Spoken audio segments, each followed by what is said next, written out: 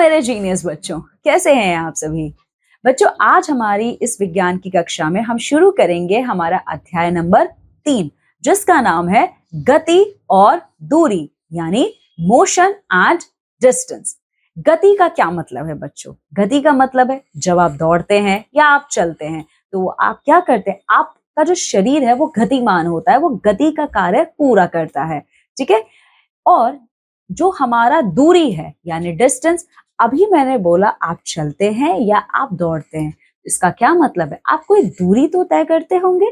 तो बच्चों, किस तरीके से गति और दूरी एक दूसरे से अलग होते हुए, एक दूसरे से भिन्न होते हुए भी एक हैं, तो ये सारी चीजें इस कक्षा में आज आप पढ़ने वाले हैं। तो चलिए जल्दी से आज की इस कक्षा को प्रारंभ करते हैं पढ़ना हमारे एक्सपर्ट के साथ। नमस्कार बच्चों, कैसे हैं आप सभी? आशा करती हूँ कि आप सभी बच्चे बहुत ज्यादा अच्छे होंगे। तो बच्चों, आज मैं आपके लिए लेके आई हूँ आपका चैप्टर नंबर 3, जिसका नाम है गति और दूरी, मोशन एंड डिस्टेंस। तो यहाँ पर आप जनरली जब इस तरह के आपके पास चैप्टर्स आते हैं फिजिक्स के, आपकी साइंस के अंदर, तो आप जनरली देखते हैं कि आप स्पीड कैलकुलेट कर रहे हैं। तो किस तरीके से अगर हमारे पास हमारी मोशन का बारे में हमें पता है कि इसका मोशन कितना है और हमें ये पता है कि डिस्टेंस कितना है, तो हम किस तरीके से अपनी स्पीड्स वगैरह को कैलकुलेट कर सकते हैं और क्या रोल इसमें टाइमिंग वगैरह का आता है, चलिए समझते हैं। अब सबसे पहले हम यहाँ पर देखेंगे story of modes of transport. तो यहाँ पर प्राचीन समय में मानव के पास जंतुओं की पेशीय ऊर्जा के अतिरिक्त सामान को ढोने का कोई अन्य साधन नहीं था। मनुष्य केवल पैदल चल सकते थे और सामान कुछ जानवरों की पीठ पर लादते थे। उसके बाद पहिए का आविष्कार हुआ। पहिए का आविष्कार आवागमन के साधन में बड़ी सफलता थी। इसकी रचना में कई वर्षों तक सुधार होता रहा। उसे चलाने के लिए पटरी व सड़कें बनी। भाप के इंजन से ऑटोमोबाइल का विकास हुआ। जल पर नाव व मोटर युक्त नाव और जहाज आवागमन के लिए प्रयोग होते थे। 19वीं शताब्दी में हवाई जहाज का विकास यात्रियों और उनके सामान को ले जाने के लिए हुआ। 20वीं शताब्दी में बिजली की रेलगाड़ी, मेट्रो ट्रेन, सुपरसैनिक हवाई जहाजों का आविष्कार हुआ। यानी कि अगर आप देखेंगे धीरे धीरे हमने किस तरीके से डेवलपमेंट करी है। कहाँ तो हम पैदल चल रहे थे और अपना सामान खुद ढो रहे थे, फिर उसके बाद हम पैदल चले, सामान हमने जानवरों पर ढोआ, फिर पहिए का आविष्कार हुआ, फिर बैलगाड़ी बनी, फिर बैलगाड़ी आई तो हमें पता चला कि इसके लिए सड़कें भी होनी चाहिए। तो सारी चीजें ऐसे धीरे धीरे इन्वेंट होती गई। अब यहाँ पर आप देखेंगे फिजिकल क्वांटिटी के बारे में। अपने दैनिक जीवन में आप किसी रेखाखंड की लंबाई नापते हैं। दिन के समय सब्जी विक्रेता से सब्जी आदि खरीदते है। मात्रा जैसे लंबाई, भार या द्रव्यमान, समय, तापमान, तीव्रता आदि जो मापी जा सकती हैं, भौतिक राशियां कहलाती हैं। यानी कि किसी भी चीज को जिसको आप मेजर कर सकते हैं, वो चीज क्या है आपकी? वो आपकी भौतिक राशि है। उसके बाद मापन क्या है? आपने पैमाने का प्रयोग कर कर किसी रेखाखंड की लंबाई को अवश्य मापा होगा। यदि आपने किसी रेखाखंड की लंबाई 12 सेंटीमीटर मापी है, तो ध्यान दीजिए मापन में 2 भाग होते हैं, संख्या और मापन की इकाई का नाम। यानी कि सबसे पहले तो संख्या होगी कि चलिए 5 है। अब 5 क्या है? मीटर है, किलोमीटर है, सेंटीमीटर है, क्या है? तो दूसरी चीज क्या होगी? आपकी इकाई होगी। फिर यहाँ संख्या 12 है तथा इकाई सेंटीमीटर है। इकाई सेंटीमीटर मानक लंबाई है, जो कि हम जानते हैं। अतः जब आप लंबाई को मापते हैं तो आप इस लंबाई की तुलना किसी अज्ञात लंबाई से करते हैं। 12 सेंटीमीटर का अर्थ है कि आपने जो लंबाई मापी है वह ज्ञात लंबाई के 12 गुना है। ठीक है, अतः हम कह सकते हैं कि अज्ञात राशि के साथ ज्ञात राशि की तुलना ही मापन है। कि जब हम एक ऐसी राशि के साथ उसकी तुलना कर रहे हैं जिसके बारे में हमें नहीं पता, तो वही चीज आपकी क्या कहलाती है? वो आपकी मापन कहलाती है। फिर आपके पास यहाँ पर आते हैं आपके स्टैंडर्ड यूनिट, जो आपके मीटर है, सेंटीमीटर है, किलोमीटर है, क्या है इसके बारे में। कुछ वर्ष पहले विभिन्न देश अपनी मापन की इकाइयों का प्रयोग करते थे। ये बहुत भ्रमित करने वाला था। सन 1960 में भार और माप के अंतरराष्ट्रीय सम्मेलन में संपूर्ण विश्व में एक ही प्रणाली प्रयुक्त किए जाने की संस्तुति की गई, एसआई प्रणाली, यानी कि आपकी एसआई यूनिट। एसआई का पूरा नाम फ्रेंच में सिस्टम इंटरनेशनल यूनिट है। इस प्रणाली के मानक मात्रक निम्न है। सबसे पहले अगर आपका मीटर है तो लंबाई मापने के लिए, किलोग्राम है तो भार नापने के लिए, टाइम है तो सेकंड, और अगर केल्विन है तो तापमान का मात्रक के। हालांकि सामान्य तापमान डिग्री सेल्सियस और डिग्री सेंटीमीटर पे, सेंटीमीटर नहीं है बच्चों, ये फ़ारेनहाइट होगा, तो डिग्री सेल्सियस और डिग्री फ़ारेनहाइट पर आप इसे मापते हैं। ठीक है, हमारे देश में मानक मात्रक नेशनल भौतिक प्रयोगशाला एनपीएल नई दिल्ली द्वारा बनाए जाते हैं। मानक मीटर व मानक किलोग्राम एनपीएल के ने रखे हैं। बाजार में प्रयोग होने वाले मीटर, छड़ और किलोग्राम भार इन मानकों का प्रतिरूप है। मानक समय भी एनपीएल द्वारा निर्धारित किया जाता है। वहाँ जो मानक घड़ियां होती हैं वह बिल्कुल सही होती है। रेडियो में समाचार से पहले जो बीप बीप की आवाज होती है वह एनपीएल के अनुसार एकदम सही समय है। अन्य सभी घड़ियों को समय समय पर सही करने की आवश्यकता होती है ताकि वे सही समय दे सके। दैनिक जीवन में मापन की अन्य प्रणालियां आज भी प्रयोग हो रही हैं, जैसे एफपीएस प्रणाली, फुट पाउंड सेकेंड, सीजीएस प्रणाली सेंटीमीटर ग्राम सेकेंड और एमकेएस प्रणाली मीटर किलोग्राम सेकेंड। एमकेएस प्रणाली में लंबाई, भार व समय के लिए एसआई प्रणाली की इकाइयों का ही प्रयोग होता है। यानी कि जनरली आप ये देख रहे हैं इस कंफ्यूजन को दूर करने के लिए कि किसी ने आपसे कहा 12 सेंटीमीटर या फिर किसी ने आपसे कहा 12, तो 12 सेंटीमीटर को समझने में आपको हेल्प मिलेगी कि हाँ ठीक है, कितना है, ये 12 सेंटीमीटर है। लेकिन सिर्फ 12 बोल के गए तो फिर आपको क्या पता कि 12 कितना है कितना नहीं है। पहले की और की बात करें तो पहले हाथ की हेल्प से कि आप हाथ के बेसिस पे कि कितने हाथ का बेड है, इस तरीके से नापते थे। अब आप सोच के देखिए, मेरे हाथ का साइज और आपके हाथ का साइज और किसी बड़े इंसान के हाथ का साइज वो डिफर करेगा। तो जो चीज मेरे हाथ में 10 में आएगी कि आपके हाथ में 15 में आए, और जो कोई बड़ा इंसान है जिसका हाथ और बड़ा है तो उसके 10 में आए, तो इससे कंफ्यूजन हो जाएगी कि मैं तो बोल के आई 10 का, लेकिन वो 10 उसका मतलब निकला ही नहीं। तो इस वजह से ये ऐसा यूनिट रखी जाती है जिनका मतलब सबके लिए एक ही होगा। अगर 12 सेंटीमीटर बोला है तो उसकी लंबाई मेरे लिए भी सेम, आपके लिए भी सेम और किसी और के लिए भी सेम। अब यहाँ पर हम देखते हैं मानक इकाइयों का गुणज लंबी मापों में प्रयोग होता है। गुणजों का भाग छोटी मापों के लिए प्रयोग होता है। आप मीटर की सहायता से किसी वृक्ष की ऊंचाई या किसी कमरे की लंबाई एवं चौड़ाई आसानी से माप सकते हैं, परंतु जब आप अपनी किताब या पॉली पेंसिल बॉक्स को मापेंगे तो आपको मीटर से छोटी इकाई की आवश्यकता होगी जिसे सेंटीमीटर कहते हैं। तो हम यहाँ पर देखेंगे कि हमारे पास 3 चीजें आती हैं, सेंटीमीटर, मीटर और किलोमीटर। अगर आपको छोटी छोटी चीजों को नापना है तो आप सेंटीमीटर यूज करेंगे, अगर उससे बड़ी चीजें आती है तो आप मीटर यूज करेंगे, और उससे ज्यादा बड़ा डिस्टेंस आता है तो आप किलोमीटर यूज करेंगे। तो जनरली आप देखेंगे कि जब आपको डिस्टेंस बताना होता है कि हमारा गांव इससे कितना दूर है तो आप किलोमीटर का यूज करते हैं, क्योंकि सेंटीमीटर और मीटर में उसे नापना बहुत ज्यादा डिफिकल्ट पड़ेगा। सेंटी शब्द का अर्थ है 100, इसका अर्थ है 1 मीटर में 100 सेंटीमीटर होते हैं। अधिकांश छोटी वस्तुएं जैसे सिक्के की मोटाई या चावल के दाने की लंबाई सेंटीमीटर से भी छोटी इकाई द्वारा मापी जाती है, जिसे मिलीमीटर कहते हैं। यानी कि अगर सेंटीमीटर से भी आपके पास कुछ छोटा आ जाता है तो आप उसे किसमें नापेंगे? मिलीमीटर, और उसे एमएम बोलते हैं। मिली का अर्थ है 1000, अतः 1 मीटर में 1000 मिलीमीटर होते हैं। और यहाँ पर आपको कन्वर्जन बताया हुआ है कि 1 किलोमीटर में कितने मीटर? 1000। 1 मीटर में कितने सेंटीमीटर? 100। 1 सेंटीमीटर में कितने मिलीमीटर? 10। 1 मिलीमीटर में आप चाहें कि कितने किलोमीटर होंगे तो 1/100, इस तरीके से आप इसे देख सकते हैं। 1/100 नहीं होगा, ये 1/1000 होगा। ठीक है, इस तरीके से आप कैलकुलेट कर सकते हैं। आगे चलते हैं और यहाँ पर हम देखेंगे उदाहरण 1, 78,950 मीटर को किलोमीटर में बदले। तो आप यहाँ पर क्या करेंगे कि इसे 1000 से डिवाइड कर देंगे, आपके पास आपका आंसर आ जाएगा। और 1000 से डिवाइड करना बहुत इजी है। 1000 में 3 जीरो होते हैं तो पीछे से काउंट स्टार्ट कीजिए, 1 2 3 और यहाँ पे पॉइंट लगा दीजिए। 8,980 किलोमीटर को मीटर में बदले तो अगेन आपको इसे 1000 से डिवाइड करना है। अच्छा, किलोमीटर में बदले तो यहाँ पर जब आप मीटर में यानी कि बड़ी यूनिट को छोटी यूनिट में बदलते हैं तो मल्टीप्लाई करते हैं, तो आप इसे 1000 से मल्टीप्लाई कर देंगे और आपके पास आंसर आ जाएगा। इस तरीके से आप इन्हें सॉल्व कर सकते हैं। आगे चलते हैं इकाइयों के लिखित प्रतीक, कि आप किस तरीके से आप समझेंगे कि ये कौन सी इकाई है। प्रतीक लिखने के लिए कुछ नियमों का अनुसरण किया जाता है। प्रतीक के बाद पूर्ण विराम यानी कि ये नहीं आएगा, आपका फुल स्टॉप नहीं आता। प्रत्येक बहुवचन में नहीं लिखे जाते। एक उदाहरण के लिए हम 1 किलोग्राम यानी कि किग्राम के जैसे ही 20 किग्राम को भी लिखते हैं, यानी कि आप ये लिखे कि किलोग्राम्स हो गया, नहीं, ये नहीं होगा। अगर वो 1 किलोग्राम है तो वो 1 किलोग्राम ही रहेगा, चाहे आप 1 की बात करें चाहे आप 20 की बात करें। प्रतीक छोटे अक्षरों में लिखे जाते हैं। जिन इकाइयों के प्रतीक वैज्ञानिकों के नाम से लिए गए हैं उन्हें बड़े अक्षरों में लिखा जाता है। उदाहरण के लिए केल्विन या फिर डिग्री सेल्सियस, ये किसी के मतलब जिन्होंने बनाए थे उनके नाम से लिए गए तो कैपिटल लिखेंगे। अगर नाम से नहीं लिए गए हैं तो आप जनरली क्या कर देंगे, उसे स्मॉल में लिखेंगे। परिशुद्धि मापन बनाना, मेकिंग एक्यूरेट मेजरमेंट, विभिन्न राशियों को मापने के लिए विभिन्न यंत्रों का प्रयोग किया जाता है।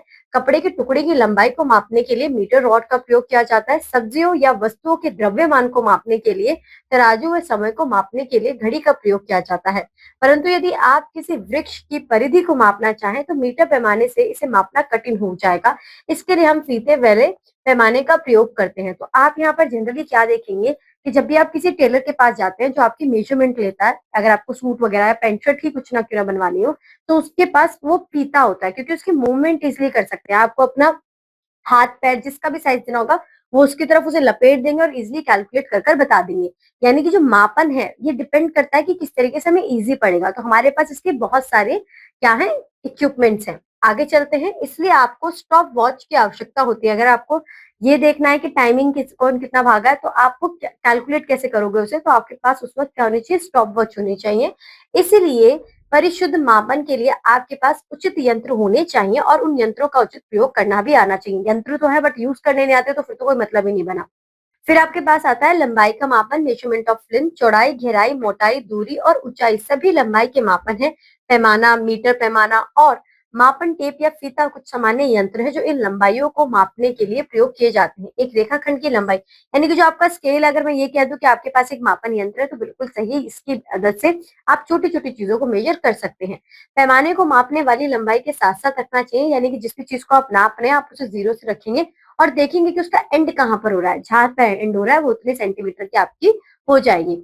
टूटे हुए पैमाने का प्रयोग नहीं करना चाहिए। यह प्राय देखने में आता है कि अत्यधिक प्रयोग करने के कारण पैमाने के सिरे आरंभ से या अंत से टूट जाते हैं। इस स्थिति में लंबाई का सिरा जीरो बिंदु के अतिरिक्त किसी अन्य बिंदु पर रख देते हैं। रेखाखंड की सही लंबाई ज्ञात करने के लिए हम कुल लंबाई में से 100 के स्थान पर लिए गए बिंदु को घटा देते हैं। यानी कि आप यहाँ पर क्या देखते हैं कि जो जीरो का स्थान है, आप जीरो लेते तो है लेकिन उसे सब्ट्रैक्ट कर देते हैं। अगर यहाँ पे जीरो से स्टार्ट हुआ और 10 पे खत्म हुआ तो उसे बोलेंगे तो आप 10 सेंटीमीटर ना, तो 10 से काउंट तो ऐसे 1 से होना चाहिए था लेकिन आपने जीरो से लिया तो उसे आप घटा देते हैं। ठीक है, आगे चलते हैं। आपकी आंख सदैव उस निशान के ठीक सीध में होनी चाहिए जिस निशान का पाठ आपको पढ़ना है। रेखाखंड के नीचे दिए गए चित्र में पैमाने का प्रयोग, यानी कि आप उसी डायरेक्शन में अपनी आंख रखेंगे इस तरीके से एकदम लंबवत कि कितना है 10.2 है आपका, क्योंकि 10 से 2 लाइंस आपकी एक्स्ट्रा जा रही है। तो इस तरीके से आप इसे कैलकुलेट करेंगे। वक्र रेखाओं की लंबाई का मापन। वक्र रेखाओं को मापने के लिए दो विधियों का प्रयोग किया जाता है। पहले तो धागे का प्रयोग किया जाएगा कि आप एक धागा लेंगे, जैसा भी उसे मोड़ना है, जिसको भी आपको मेजर करना है मेजर कर लेंगे, उसे सीधा करेंगे और फिर स्केल पे देख लेंगे कि कितना आया है। ठीक है, धागे के एक सिरे पर गांठ बांधिए। इस गांठ को रेखा के शुरू में रखिए। ठीक है, और उसे उंगली से दबाएं। धागे को रेखा के साथ साथ रखें, दूसरे हाथ से दूसरे अंत को दबाएं। अब दोनों सिरों के बीच की लंबाई मापे। इस भाग की माप वक्र भाग की नाप है। फिर आप करते हैं प्रकार का प्रयोग। प्रकार के प्रयोग में आप क्या करते हैं कि इससे आप इस तरीके से मेजर कर लेंगे और फिर स्केल से रख के देख लेंगे कि इसकी मेजरमेंट टोटल कितनी आई है। फिर आता है वक्र रेखा की लंबाई। चरणों की संख्या, दो भुजाओं के बीच की दूरी प्लस बचे भाग की लंबाई यदि हो तो। ठीक है, गोले के व्यास का मापन। पैमाने की सहायता से आप गोले वृत्त का व्यास माप सकते हैं। कैसे? वही धागे वाला एक्सपेरिमेंट कर लीजिए, उससे भी हो जाएगा, जिसका केंद्र बिंदु चिन्हित होता है। परंतु आप एक क्रिकेट गेंद का व्यास कैसे मापेंगे जिसका केंद्र चिन्हित ही नहीं है? आप जो लकड़ी के टुकड़ों की सहायता से कर सकते हैं। परिशुद्ध मापन के लिए दिए गए गोले को गुटके के बीच रखिए। गुटके गोले से सटे हुए एवं समांतर होने चाहिए। तो आप फिर उस तरीके से उसे कैलकुलेट कर सकते हैं। अब हम बात करने वाले हैं गतियों की, यानी कि मोशन की। आप किसी भी तरह की गति करते हैं तो क्या कर रहे हैं? आप मूवमेंट कर रहे हैं, मोशन कर रहे हैं। ठीक है, गति क्या है? आप किस प्रकार कह सकते हैं कि कोई वस्तु गतिमान है या नहीं? इसे समझने के लिए मान लीजिए आप सड़क के किनारे खड़े हैं। एक कार सड़क पर गति कर रही है। कुछ समय बाद आप देखेंगे कि कार अपनी अवस्था बदल लेती है। अतः हम ये कह सकते हैं कि कार गति कर रही है। यानी कि एक वक्त पर हम सड़क पर खड़े तो वहां से यहाँ तक आके चली गई, तो उसने क्या करा? उसने गति करी, उसने अपनी अवस्था चेंज कर ली। माना यहाँ सड़क किनारे एक और कार खड़ी है। आप कुछ समय बाद इसकी अवस्था में कोई परिवर्तन नहीं देखते हैं क्योंकि कार गति नहीं कर रही है। अतः हम ये कह सकते हैं कि कार विश्राम अवस्था या जड़त्व अवस्था में है। सड़क, पेड़ अथवा इमारत जो आप अपने चारों ओर देखते हैं विश्राम अवस्था में, यानी कि रेस्ट मोशन में है। हम ये कह सकते हैं कि यदि समय के साथ किसी स्थिर वस्तु जैसे इमारत या पेड़ की तुलना में कोई वस्तु की स्थिति परिवर्तन होती है तो कार की तरह, तो वह गतिमान होती है। कि अगर वो भी हिल रहे होते, वो भी कोई मूवमेंट कर रहे होते तो उनमें भी कोई गति हो रही होती। यदि किसी वस्तु की स्थिति में किसी स्थिर वस्तु के संबंध में समय के साथ कोई परिवर्तन नहीं होता है तो वह, अभी हम पढ़ ही चुके हैं, वो कौन सी अवस्था कहलाएगी? वो विश्राम अवस्था होगी। अब यहाँ पर हम देख रहे हैं गति के प्रकार। ठीक है, गति तो हो रही है लेकिन गति किस प्रकार से हो रही है? सबसे पहले आपके पास आती है ट्रांसलेटरी मोशन। यहाँ पर आप देखेंगे एक कार अथवा एक हवाई जहाज संपूर्ण रूप से गति करते हैं। इनमें वस्तु का प्रत्येक भाग एक दिए गए समय में समान दूरी तय करता है। इस प्रकार की गति को स्थानांतरणीय गति कहती है। अधिकांश वस्तु इसी प्रकार की गति करती है, यानी कि गिवन टाइम में गिवन डिस्टेंस जब आप कंप्लीट करते हैं। ठीक है, कि ये आपका टाइमर, आपने इतना डिस्टेंस इसमें कंप्लीट किया है, तो ये कैसी मोशन है? आपकी ट्रांसलेटरी मोशन है। उसके बाद आती है सरल रेखीय, यानी कि ऋजु रेखीय गति, लीनियर रेक्टिलिनियर मोशन। जब कोई वस्तु किसी सीधी रेखा में गति करती है तो ये सरल है। अगर अभी मैं चल रही हूँ और मैं सीधा सीधा ही चलती जा रही हूँ तो ये कैसा मोशन होगा? ये आपका रेक्टिलिनियर या फिर आप कह सकते हैं सरल रेखीय मोशन होगा। पेड़ से सेब का नीचे गिरना, बंदूक से गोली का चलना आदि सरल रेखीय गति है। फिर आता है आपका सर्कुलर मोशन। तो जो पंखा है वो सर्कुलर मोशन में घूम रहा है ना, तो ये कैसा है कि ये आपका सर्कुलर मोशन है।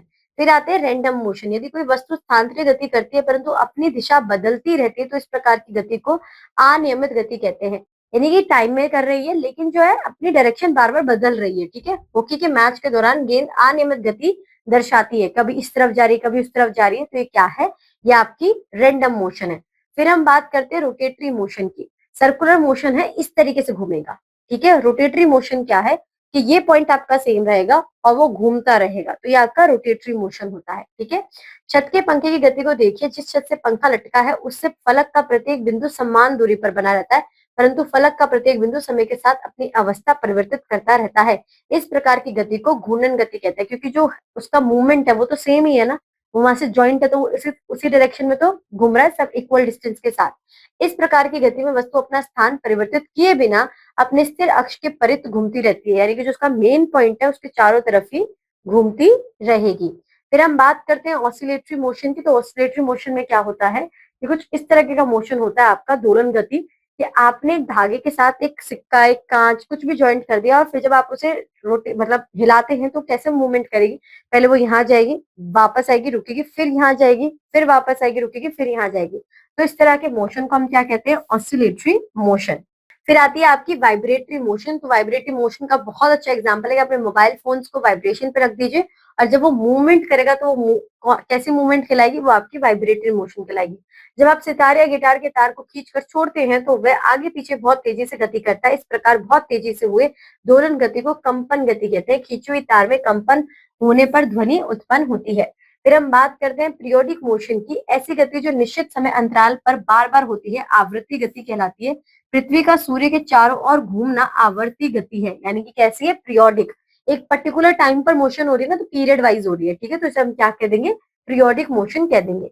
फिर आपके पास आती है मल्टीपल मोशन। किसी वस्तु की गति दो या दो से अधिक प्रकार की हो सकती है। पृथ्वी का सूर्य के चारों ओर घूमना और चांद का पृथ्वी के चारों ओर घूमना सरल रेखीय व घूर्णन गति का मिश्रण है। तो एक लट्टू का अपने अक्ष पर घूमना व घूमते हुए चारों ओर गति करना एक घूर्णन के साथ साथ स्थानांतरण गति को भी दर्शाता है। एक पेंच को जब पेचकस की सहायता से घुमाया जाता है तो वह घूर्णन गति के साथ साथ रेखीय गति भी करता है। तो जब आपका कॉम्बिनेशन ऑफ मोशन हो जाएगा तो उसे आप क्या कहेंगे? मल्टीपल मोशन, मिश्रित गति। इसी के साथ बच्चों आपका चैप्टर यहाँ पर खत्म होता है, जहां पर आज हमने समझा कि मापन इकाइयां आपकी क्या क्या होती है, किस तरीके से आप मेजर करते हैं, कैसे उसे कन्वर्ट करते हैं और किस तरीके से हमारे पास डिफरेंट टाइप्स ऑफ मोशन है, ट्रांसलेटरी मोशन है, रोटेशनल है, तो ये सब चीजें। तो आई होप सो कि आपको ये चैप्टर बहुत अच्छा लगा होगा। अब आपको क्या करना है कि आपको इस चैप्टर का एक अच्छा सा रिवीजन करना है और अब हमारी आपसे मुलाकात होगी आपकी नेक्स्ट क्लास में एक नए चैप्टर के साथ। तब तक के लिए बाय बाय बच्चों। तो बच्चों, मैं आशा करती हूँ आप सभी लोगों को आपका अध्याय नंबर 3 अच्छे से समझ में आया है। आप लोगों ने गति और दूरी पर आधारित कुछ फॉर्मूलाज भी देखे हैं। ठीक है, तो बच्चों चलिए अब मैं मिलती हूँ आप सभी लोगों से हमारी विज्ञान की अगली कक्षा में एक अन्य अध्याय के साथ।